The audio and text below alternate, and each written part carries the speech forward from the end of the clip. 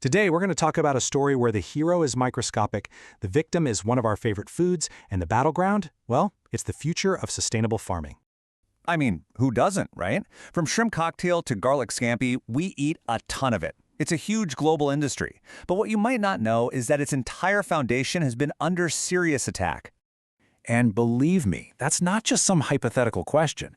For years now, a really nasty disease has been absolutely tearing through shrimp farms, causing billions in losses and putting the whole supply chain at risk.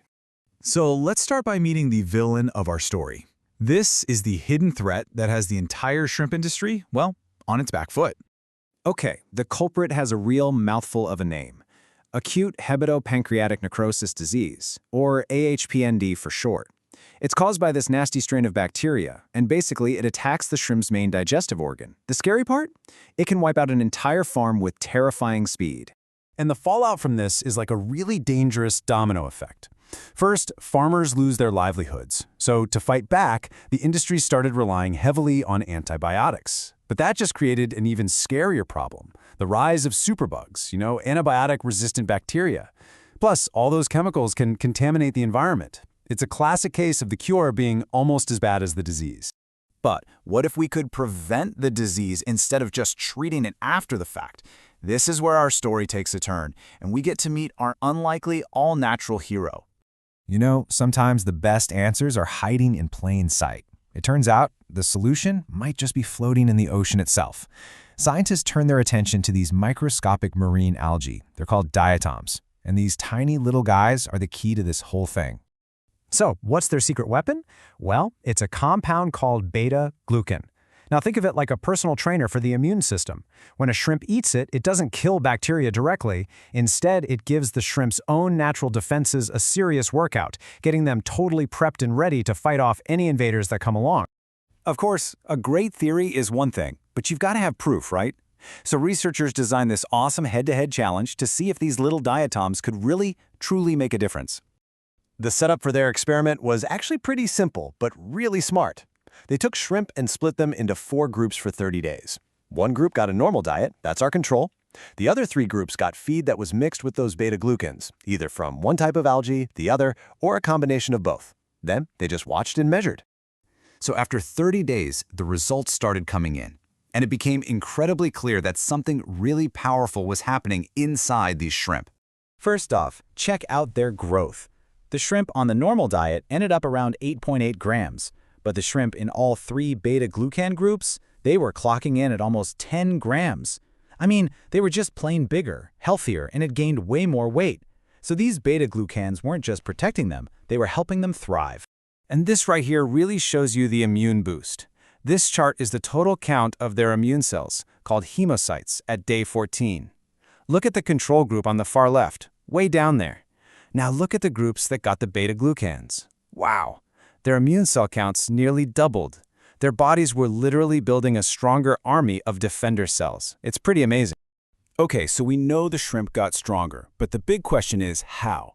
To figure that out, the scientists went looking for the genetic smoking gun, digging deep into the shrimp's DNA to see what was actually changing.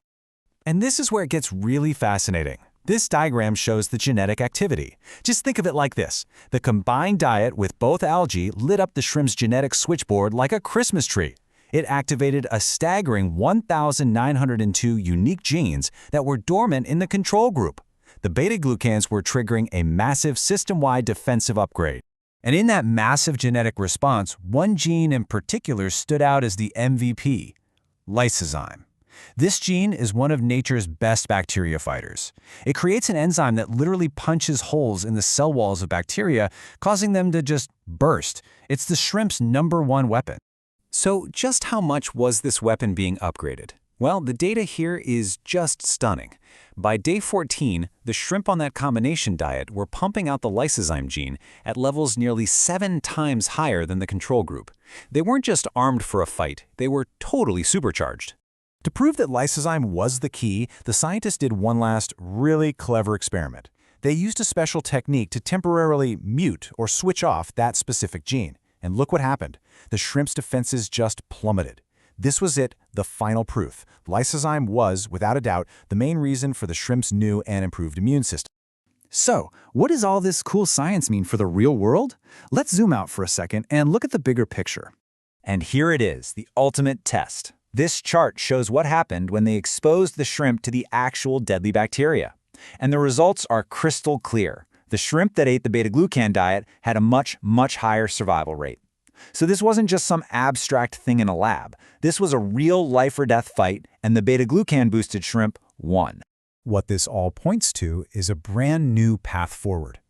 Instead of just reacting to infections with antibiotics that cause all sorts of other problems, we can proactively prevent them by boosting the shrimp's own natural immunity. It's a huge shift from a chemical solution to a biological, eco-friendly one.